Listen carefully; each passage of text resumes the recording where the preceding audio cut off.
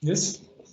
Okay, ladies and gentlemen, good afternoon and welcome at the Eager.one webinar on stability of your SPMT transport.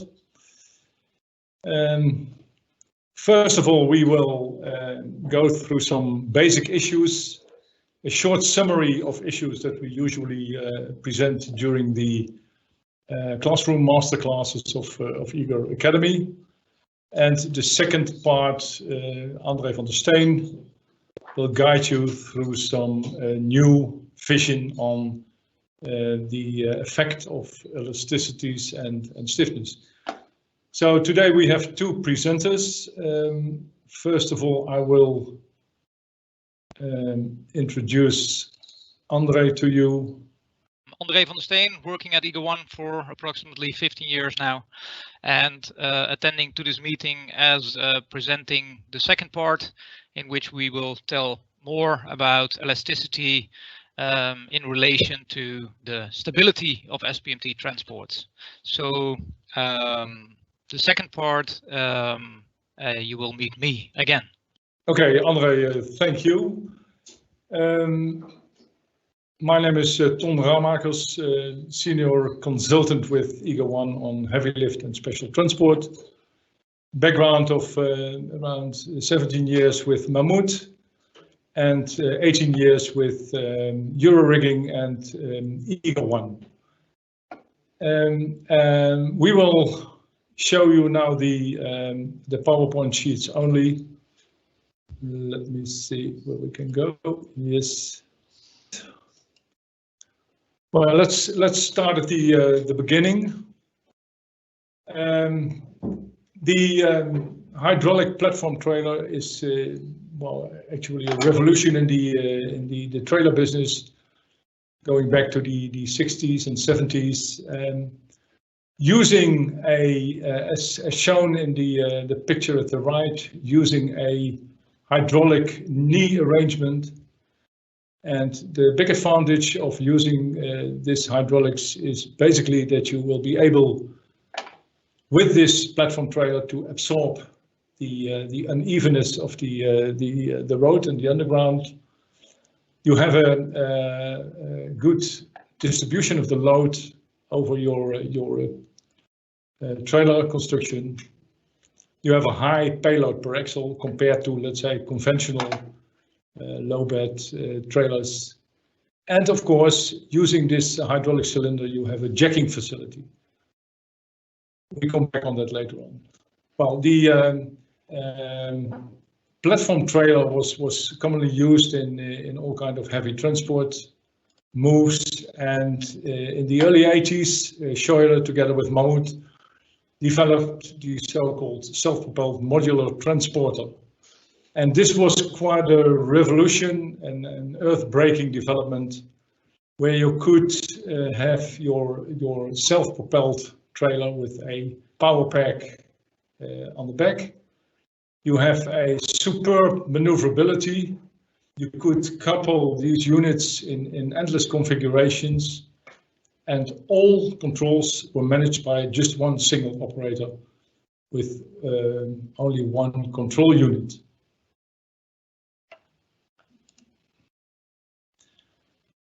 Now here we show you we'll call it the basic design, which is 8 foot wide. It has a payload capacity of around 32 tons, actual distance of 1400 mil. Here you see the power pack at the back of the trailer, and you will be able to combine these trailer units in width and in length to whatever configuration you want. And also, as said, the superb maneuverability of the system, and that's nicely shown in this short video prepared by Mammoet. The Schuyler SPMTs are provided in 4 and 6 axle units. Here you got the use of this jacking facility, where you can pick up the load from supports.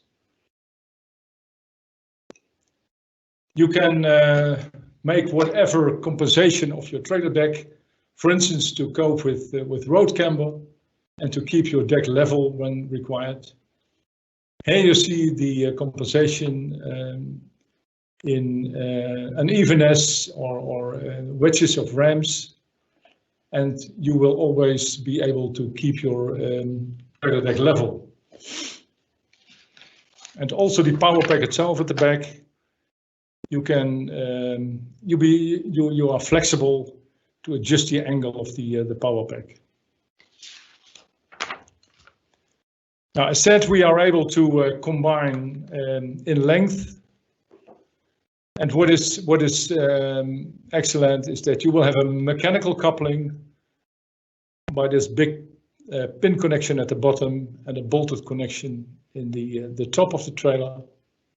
But apart from that, to create one bed, you also have this hydraulic and the electronic connection. Sideways, you will be able to couple these using the mechanical coupling blocks, and you can make whatever combination in length and in width. And all is being controlled by this single operator with one control unit on his belly. The SPMTs, they give you a superb maneuverability. Whatever maneuver you want to make, the steering program gives you the opportunity to make whatever move you really want.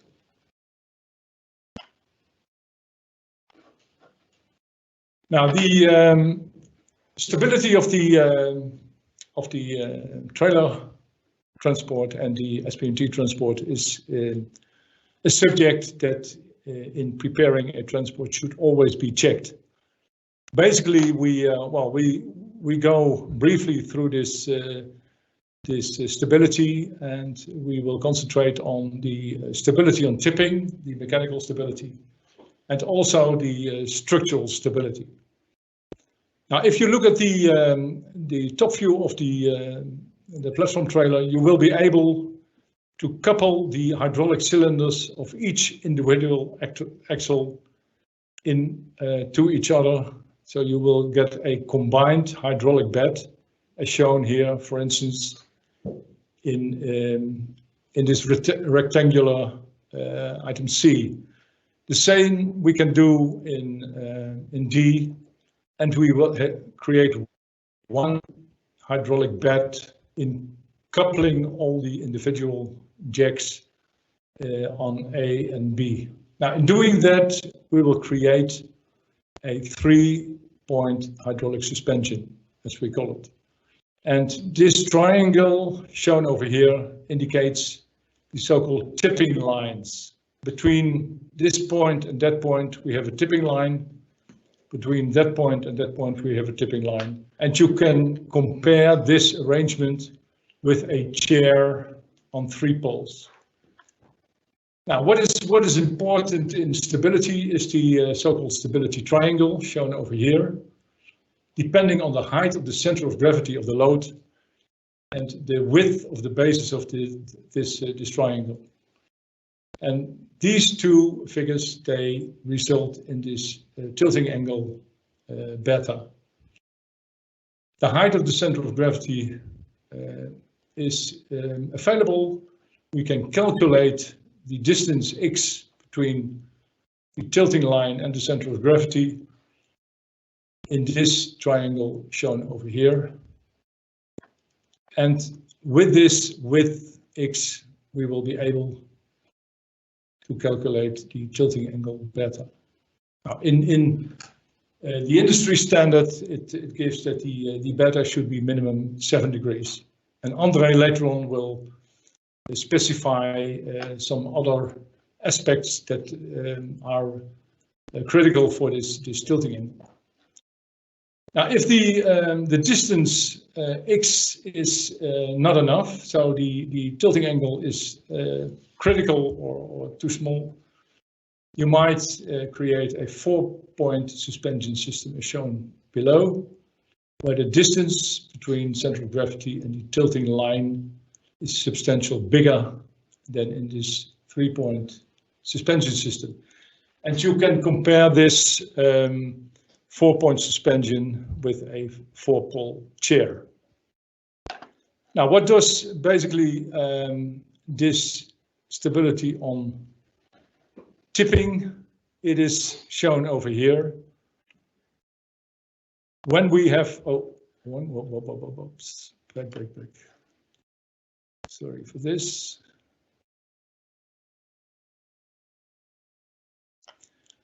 When we have a road camber and we have a platform trailer, SPMT or conventional platform trailer, moving on this road, at the left we have the situation where we do not keep the trailer deck level. And what you can imagine is that the vertical line, the gravity line through the center of gravity, will move towards the end of the trailer as we have this stability triangle. At a certain point, it will move beyond this tilting line and the load will tip over. This can be avoided by jacking up one side of the trailer, and that's being done by the operator to keep your trailer deck level, and the vertical line through the center of gravity is still well within this stability triangle, and this is what will be the result.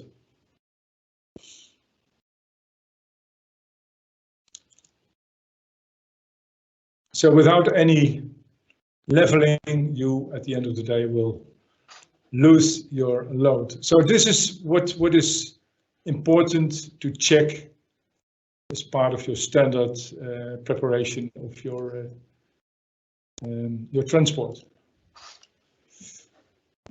How well, this is just an example. How can we calculate the tipping angle? This is a column on a platform trailer. This is the Goldhover self-propelled trailer, 3 meters wide, center to center of 1.8 between the pivoting points on the axles.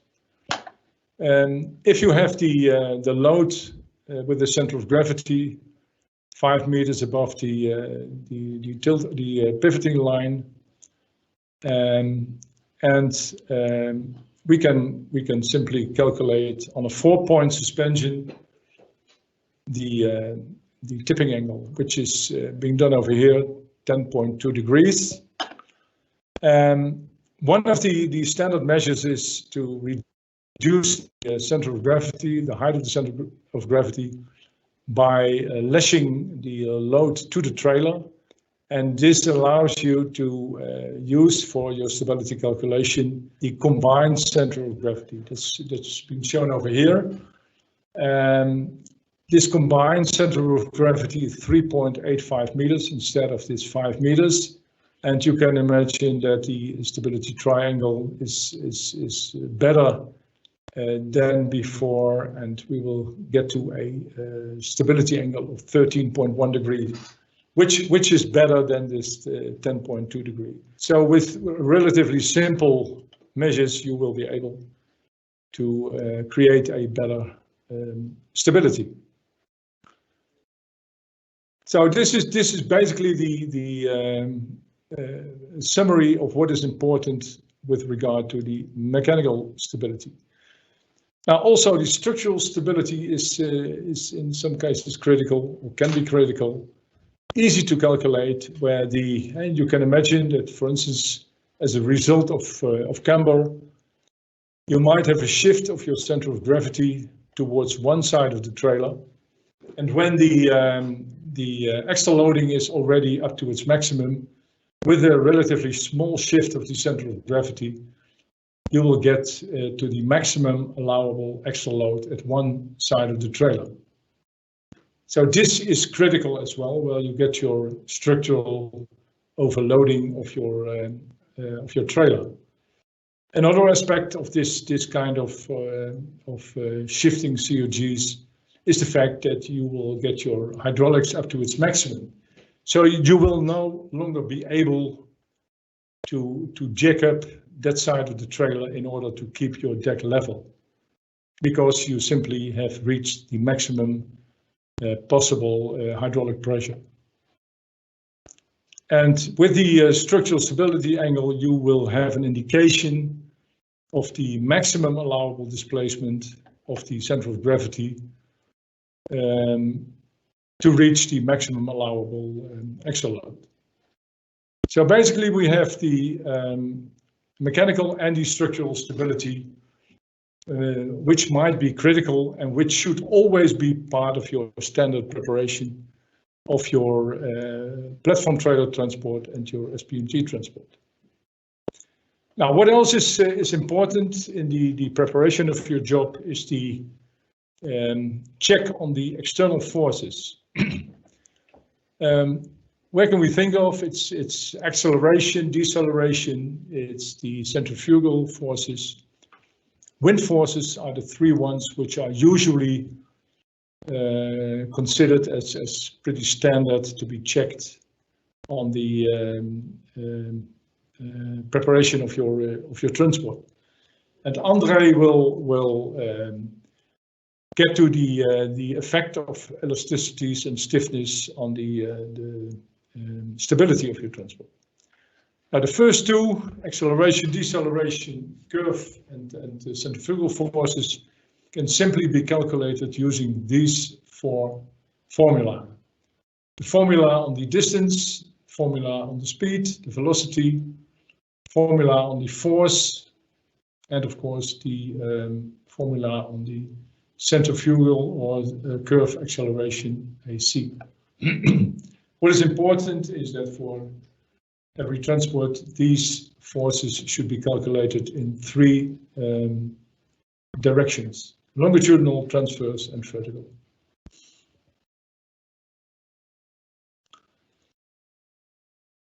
Now, talking about acceleration, it's just a simple model, a simple example. When you have a briefcase of 10 kilograms standing on the floor of a train without any motion, there is only one gravity force acting on the briefcase, with two reaction forces from the floor into that briefcase.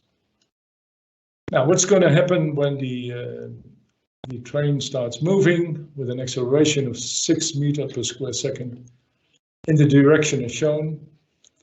The briefcase will feel a reaction force in that direction, which is based on the mass of 10 kilogram is 60 Newton, and we have still this gravity force downwards.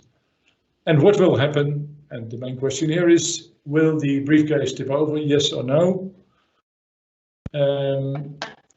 We will see that these two forces, the horizontal acceleration force and the gravity force, will result in a resulting force of 115 Newton, which can simply be calculated, shown over here. And as this resulting force is beyond one of the supporting points here, yes, the briefcase is going to tip over. So this is basically a simple example of how to check the effect of acceleration on your load. A similar approach can be chosen for checking your transport. Braking, it's deceleration. What can be the effect shown in this short video? Which is pretty dramatic.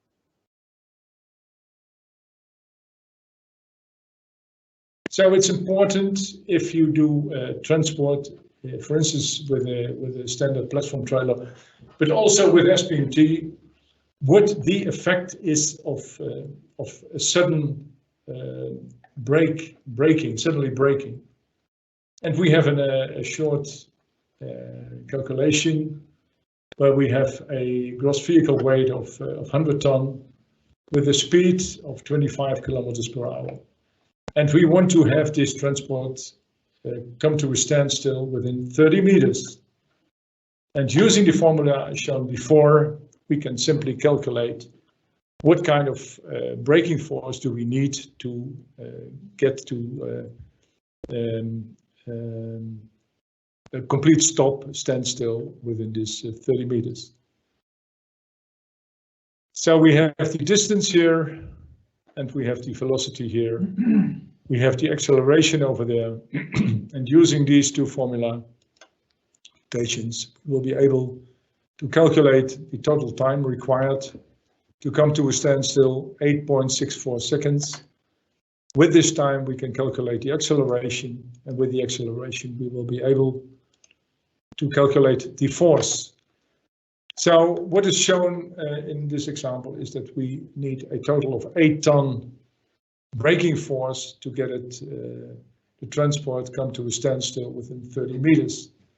But it's also an indication of the force on the cargo itself. So you can imagine that for certain situations, this kind of forces will have quite some effect on either the mechanical or the structural stability of the load. So it's important that also this braking force is being calculated as part of the preparation of your transport. Then the height of the center of gravity. Well, we have seen you can calculate it, but it's your general feeling that when you have this kind of situations with a low center of gravity and a relatively wide basis of your stability triangle, yes, you are very stable. Instead of this situation where you have a relatively small basis of your triangle with a high center of gravity, the stability is far less and might be critical. And what is important to know in general is that we should avoid sudden movements and that we always want to accelerate or to decelerate gently and gradually.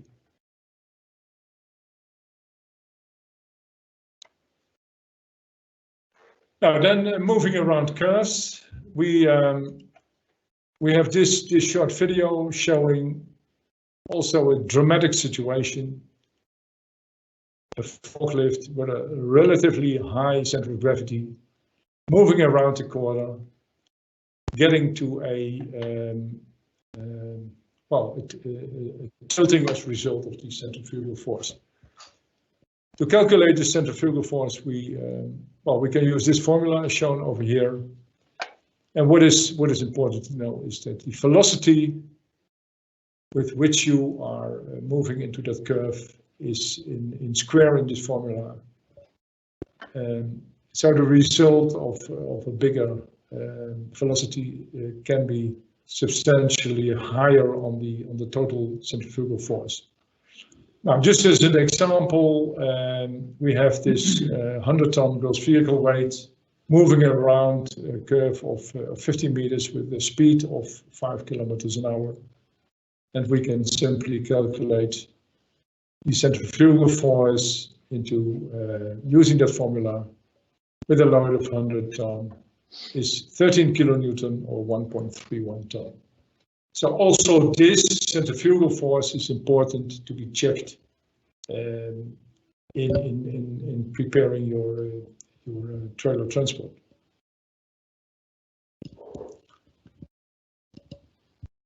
Then last point is basically the wind, and we can use, for instance, but there are some other systems as well, but we prefer to use the ISO 4003-02 standard, using this formula to calculate the force on the effective frontal area of your load. It can be a module, that can be a column, whatever. Depending on the pressure, depending on the effective frontal area, and depending on the force coefficient. And all these elements are being given in this ISO standard. And in using this, you will get an idea of what kind of force are we dealing with as soon as we move a big high module with a high center of gravity in strong winds. So also this is part of the in our opinion, standard preparation of your SPMT transport. Okay, coming back to the point of elasticities, I would now like to give the mic to let me check, to André. And he will explain some update on the development of a new vision on these stiffness and elasticities. André, the mic is yours.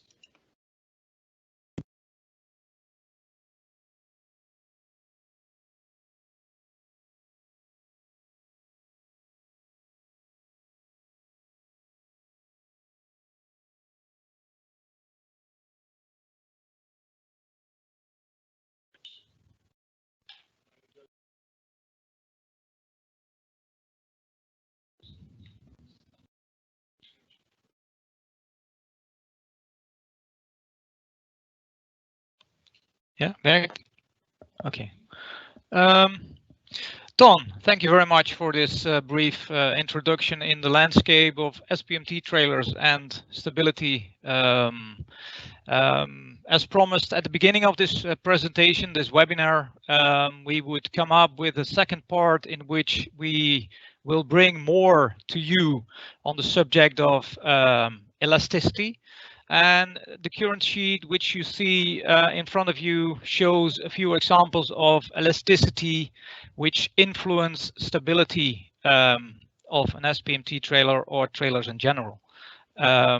Difference between SPMTs and trailers in general is the speed and some other aspects, but that is for maybe webinars in the future.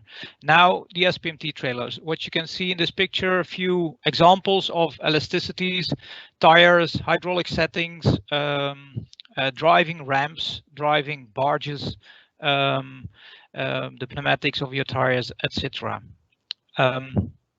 We will not go in very much detail about these pictures, but just to give you an example. What we want to do now is give you in the next sheet, when the next sheet will arrive, I hope.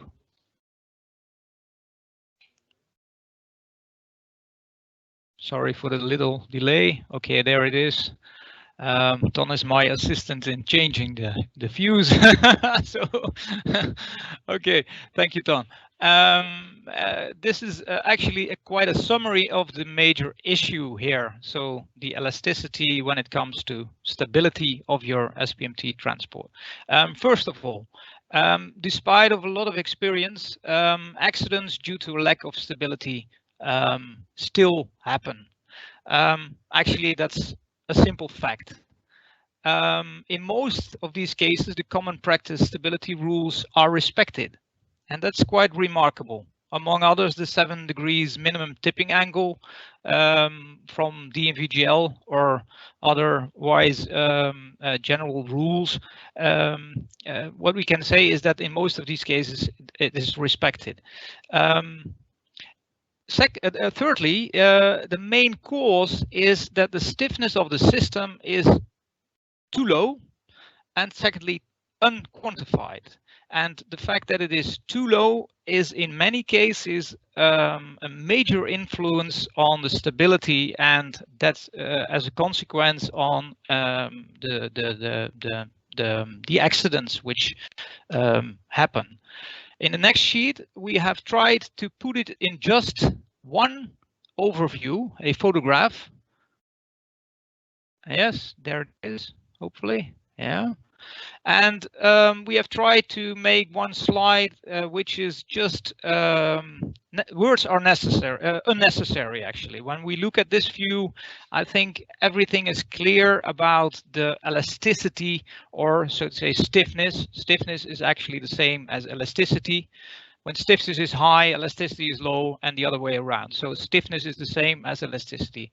And what you can see here is that this is a famous Dutch game in which you need to cross over a river above two ropes.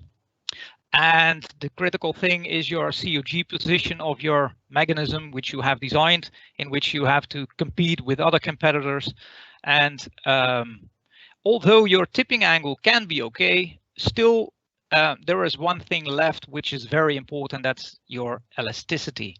And it is not a coincidence that these accidents during this game happen in the middle of the crossing, because there your elasticity is the lowest. This is just an illustration to give you an idea about the issue. The next sheet, we want to give you more explanation about the elasticity. And to put it into perspective, we have tried to give two theoretical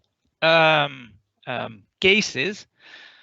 At the left one, you see a rigid system. It's a cross-section of a SPMT transport or trailer transport, you could say also. Here it is defined as a rigid system without any elasticity. Practically, this is not possible. However, theoretically, for just making the point, it's very interesting. Because what you can see in this view, figure 1, that we have two situations. The one at the left is traveling with a 100 tons of cargo, and the one at the right is traveling with a 200 tons of cargo. And the difference, there isn't a difference. Both will tip at a road camber of 7 degrees. Because the tipping angle of this transport is also 7 degrees. So it tips at the same time, irrespective of the mass of the transport. And that's quite interesting, because when we put it into perspective with an elastic system at the right, figure 2, the same two transport are illustrated here. The one at the left, 100 tons of cargo weight, and the one at the right with 200 tons of cargo weight. What we see here is that both transports, the one with 100 and the one with 200, will tip far earlier than this 7 degrees, just because there is elasticity involved. And it is put into this model by means of this elastic springs underneath the tipping angle triangle.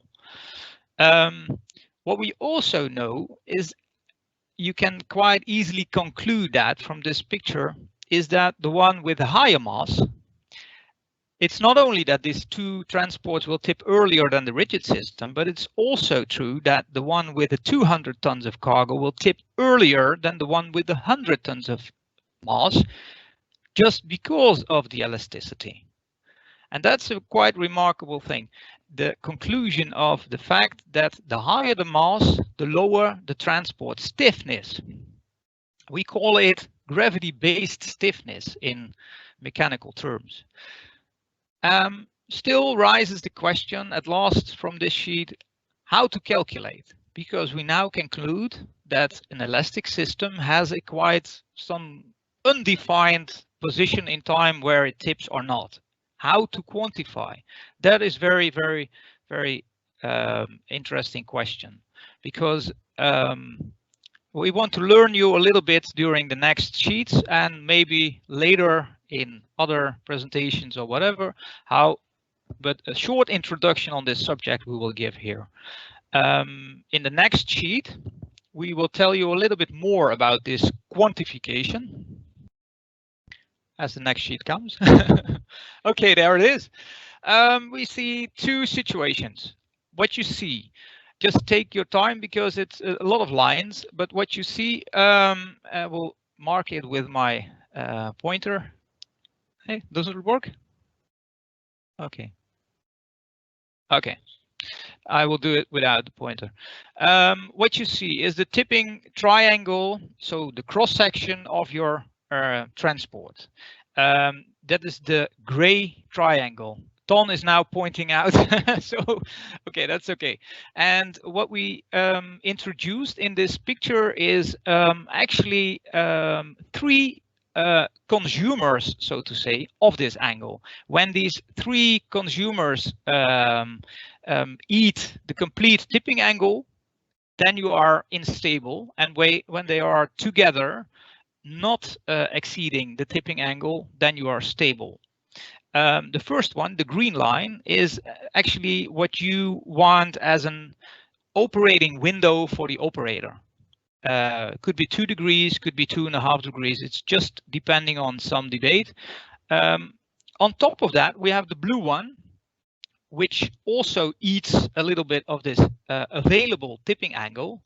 And that is the amount of loads which on the system, which you can translate into an angle.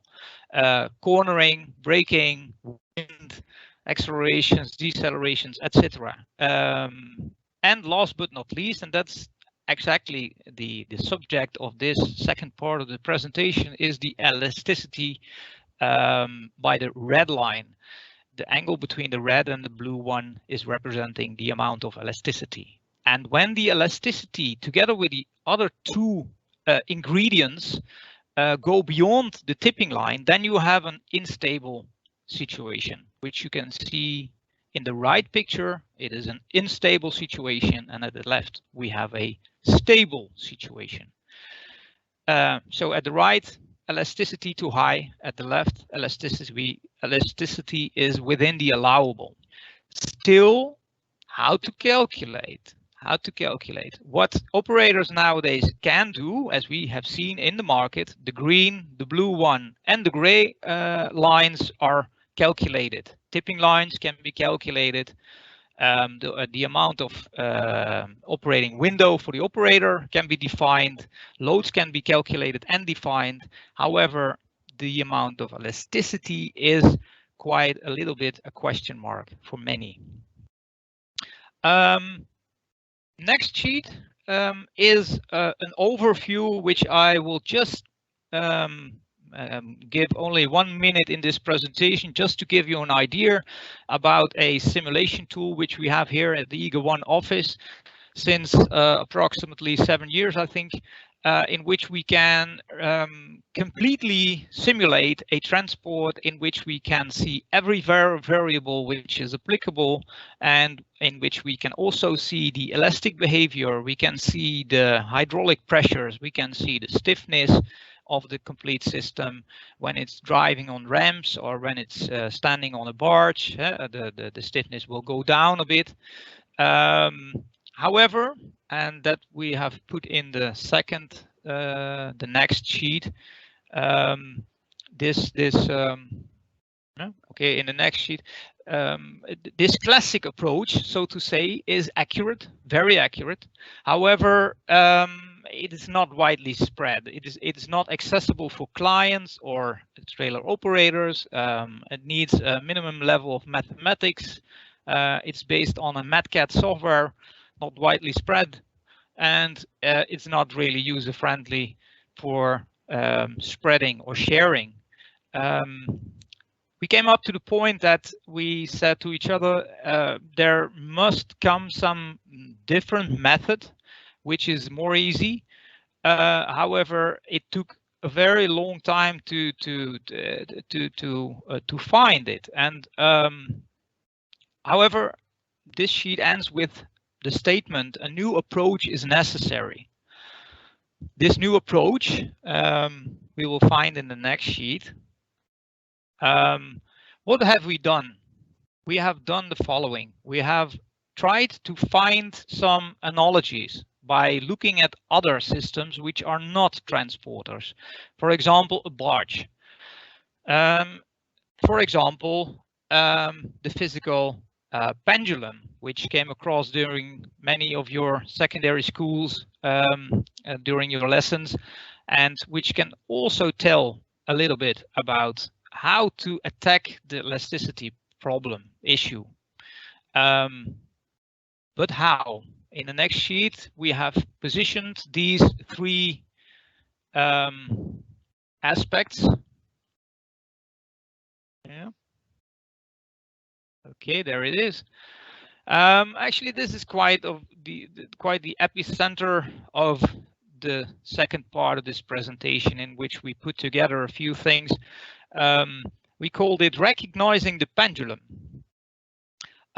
First, at the left, the pendulum itself. It's a mathematical thing which carries a rotational stiffness defined by mass multiplied by gravitation multiplied by the length of the pendulum. It's a classical, you find it also in the classic clock tail, the tail clock, so to say, just a pendulum which is quite accurate in many things. However, the stiffness is defined as mgl. When we go to a barge, we see approximately the same thing. However, this pendulum is not really recognizable as a pendulum. However, it is there. The pendulum length is the so-called GM value, which is familiar to many. It's just a length between the COG position of the complete mass of the transport and the metacenter. And the metacenter is actually the pivot, the rotation point of your pendulum. So the stiffness, the rotational stiffness of a barge, including cranes, cargo weight, everything which is on board, is m multiplied by gravitation multiplied by the GM value. And now you can easily see, you can easily conclude that the stiffness can only be possible positive when the GM value is positive. When the GM value is negative, then you have an unstable situation and the barge will tip. What can we learn from this when we go further on the subject of the trailer? How to recognize the pendulum. The pendulum inside a trailer is standing upside down. What do we mean with that? That the pendulum is actually standing and is unstable. And because of that, the pendulum stiffness, which is also in the formula of a trailer, as you can see in the square right at the bottom, you see that it has a minus sign in front. It is minus m multiplied by gravitation multiplied by h, the height of the pendulum. It is exactly the distance between the COG position and the pivot, the roll pole, which is approximately at the level of the pivots of your trailer. But there is one major difference with the other pendulums. This one is unstable, fundamentally unstable, because it's a standing pendulum, so the minus sign. However, a trailer has also positive stiffnesses, and these positive stiffnesses are addressed by the trailer itself, the trailer bed, the hydraulics, the pneumatics, the tires, ramps where it's driving on soil, maybe it's driving or standing on a barge. All these ingredients are part of this K value, the rotational stiffness of the trailer bed and everything which is underneath, soil, barge, ramps, hydraulic setting, etc. Now we come up to the point that we have a certain formula for the stiffness of a trailer, the elasticity of a trailer, K minus mgh. Now you can see that in case you need a positive stiffness in order not to tip, you need a value of K which is higher than the pendulum stiffness, mgh, because otherwise you have a negative overall stiffness and you will tip. And then you have the same situation as for a barge in which the GM value goes negative. Both practical situations you can see in accidents that have actually happened in the past, in which for barges, for example, the GM value suddenly drops when you are picking up a load on deck and your complete stiffness drops below zero. And yeah, we all know practical cases of that. And at the right, you have approximately the same situations in case you have driving a route in which the complete stiffness of the trailer is okay, and suddenly you are traveling from quayside to a barge in which the K value, which you can see at the bottom, drops below a certain value. The complete stiffness of the complete transport can be below zero and suddenly tip over. So there are analogies. This sheet Took a little while, but I think is very, very interesting for the near future for anybody who is involved in trailer transport. I think it's ready for the next sheet.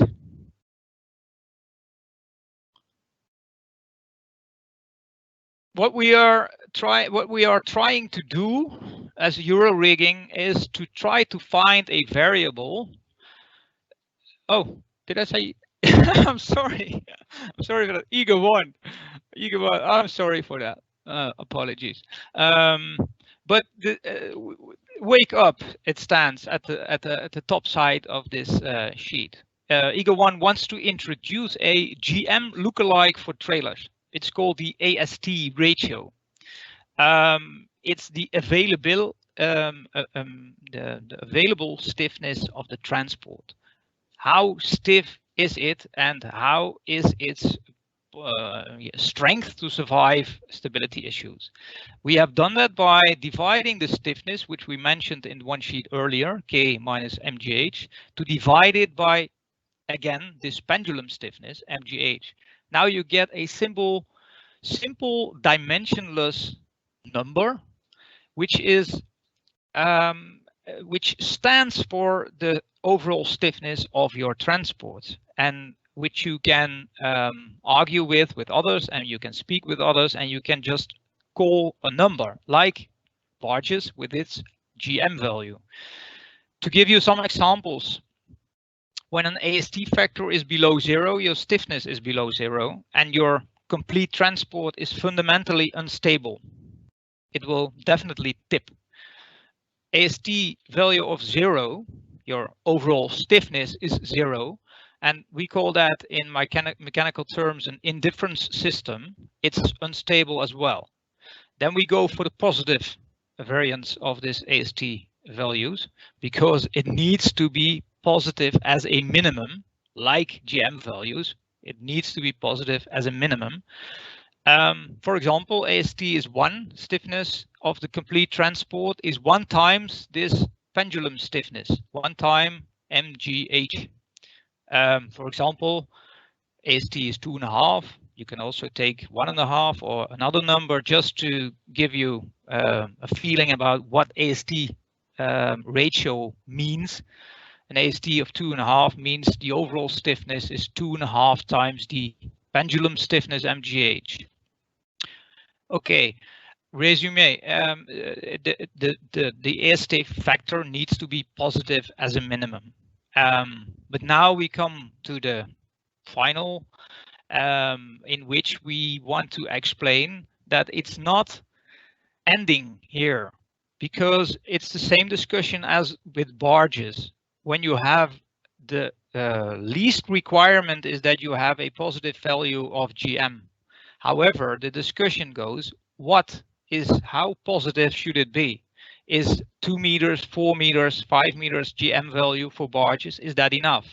That discussion we have also for trailers now. What AST factor is necessary for this transport in order to be safe? We come up to the fact that it's still necessary to actually calculate the elasticity, the elastic rotation of your trailer to conclude whether it's safe or not. So the last and final sheet introduces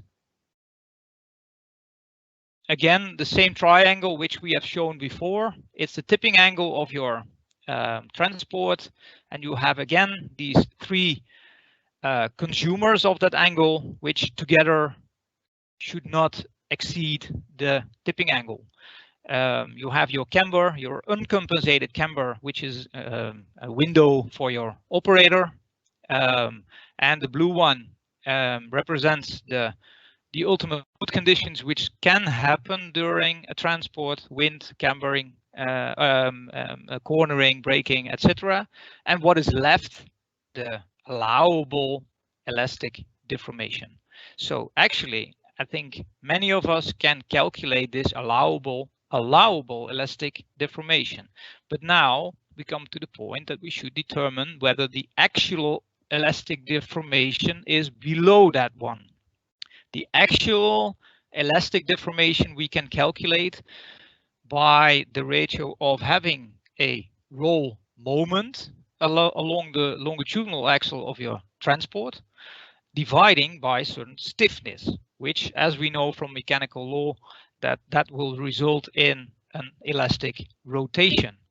The only difference here is that both variables are made dimensionless because they are divided by mgh. So the roll moment, mx, is divided by mgh and the stiffness as well.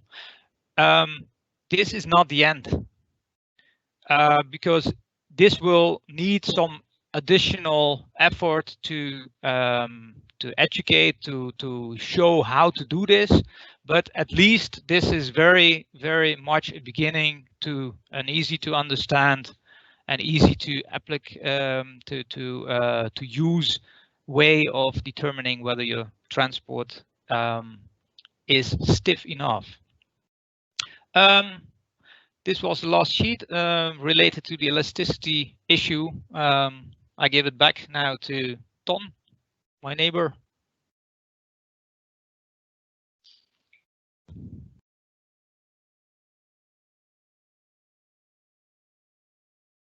Unmuted. Okay. Okay, André, thank you very much for this well, comprehensive presentation on the use of this AST and the effect of stiffness and elasticities on your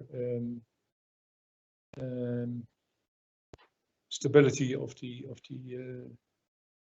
the transport. Well, just to summarize, what is important in general is that preparing your platform trailer transport or your SPMT transport requires a number of checks shown over here. Of course, the static tipping angle and the static structural stability angle. What kind of circumstances do we have en route? And then, of course, the various forces, wind, speed, curve speed, and of course, as André has explained, the calculation of the available stiffness of transport. Now, basically, this is a short summary of, let's say, a comprehensive two-day presentation in classroom masterclasses. What is important for you if you want to keep up to date on the development of this available stiffness of transport? Just check on a regular basis our website, because we will publish in the Heavy Lift and Project Forwarding International magazine some articles prepared by André on this subject. We have had one article last year. A second article will be presented this month or in May, and at the end of the year, we will have a third and final article, and that's all being published in the HLPFI magazine, but also on our Eager.one website. So if you want to get the latest on this, just check the website on a regular basis. If you need some help, or if you have any questions on this SPMT transport preparations, you can send us an email to academy@Eager.one. We will have, because of the Corona crisis, we don't have any masterclasses, classroom masterclasses at the moment, and we will get to the new dates as soon as the situation is being normalized. But also here, just check our website on a regular basis to see if there are any masterclasses coming up or any webinars coming up. I would like to thank you for your attention. I hope that this this webinar was of interest to you, and if you have,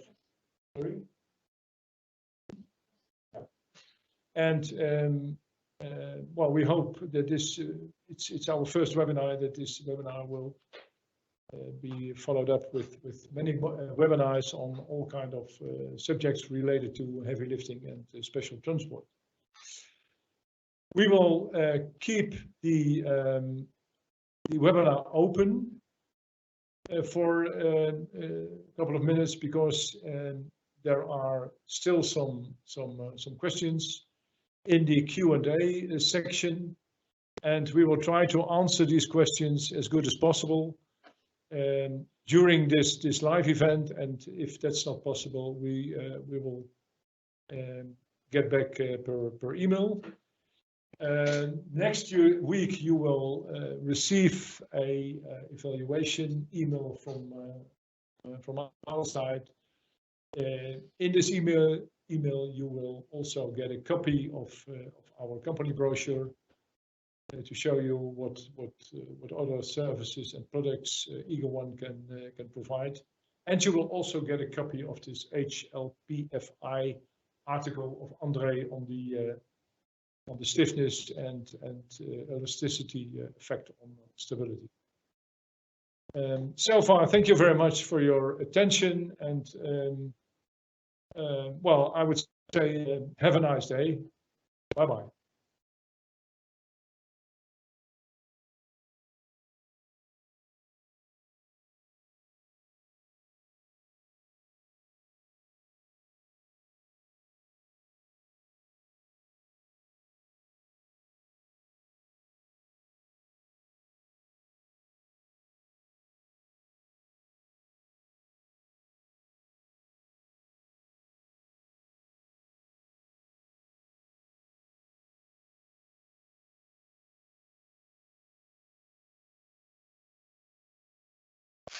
Okay, maar dan moeten we eigenlijk André er ook bij. All right, going to the Q&A section of the live presentation. We got a question of Leon Shipping, where he is asking, he made a reference to sheet 5, combining the COG by lashing for barge stability or ship stability. The weight of the barge, ship and the load are always combined, regardless lashing when assessing stability. Why do you believe this would be different for SPMT trailers? Shall I answer?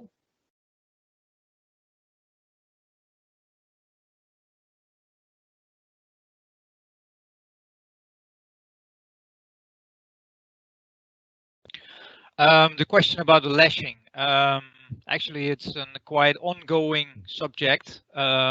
Many times more in the past, this question has been asked, and the way it is presented in the first part of this presentation is the classical approach, in which when lashing is secure, you can have the combined COG.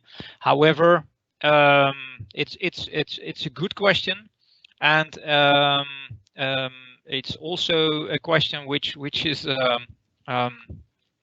quite actual at this moment, because in one way or the other you should prove that the load and the trailer remain together until the point in time that tipping is irreversible.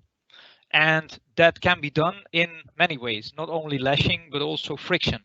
And we know that this rule about lashing actually is a little bit old-fashioned. However, at this moment, a step too early to introduce a complete new rule.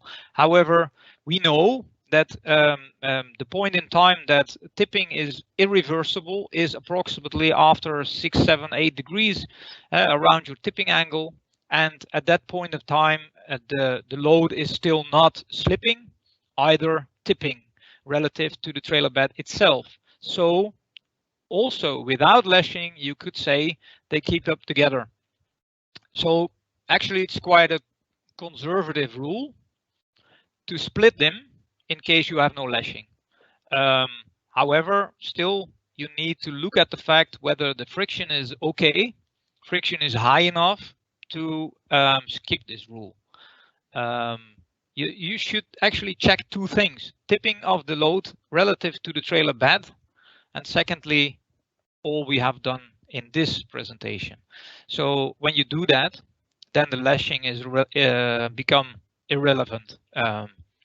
However, still it is a rule from the history which you can say something about. Okay. All right.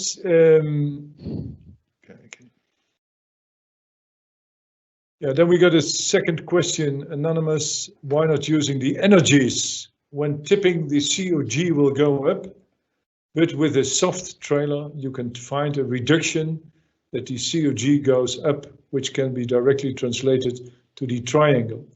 I do something similar when checking vessel stability, when GM values are not applicable anymore. You will not tip over a longitudinal line, but a diagonal line affecting your GM calculation. So he is actually asking whether we should use energies. The question is not really clear to me, to be honest. Yeah, I can slightly follow the question. However, not completely. These tipping angles are always a little bit related to an energy issue, which you have also with cranes, because you have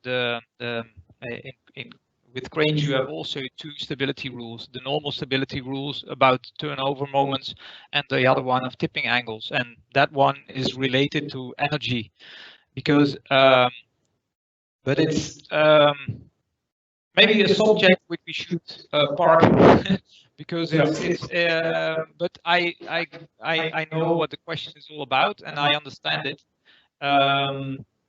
but it's I think too long to but maybe we can just park this question. We will park that question. That's okay. We got a second question from Steve Phillips. Can you advise if the ESTA best practice guide for SPMTs will be further developed for the industry, including the points raised in this presentation? Note Eager.one were involved with this document. Yeah, the only thing that I can say is that we were involved in the preparation of the, well, a kind of calculation system, as André showed, the old-fashioned one, which was not incorporated in the best practice guide for SPMTs yet. So what we will do now is that we will work out the software and the system around this available stiffness of transport, and as soon as this becomes a rounded system which can be used, we will certainly raise this subject with ESTA, and maybe ESTA is able to put that in the next release of this best practice guide for SPMTs. But as André mentioned, it's up to the ESTA. But certainly we appreciate your advice. Then the question of Hans Broer. Thank you very much for the presentation. Can the PowerPoint be shared, including the notes? This webinar was recorded, so with the evaluation email you will get next week, you will also get access to the recorded webinar. So also on the presentation sheets.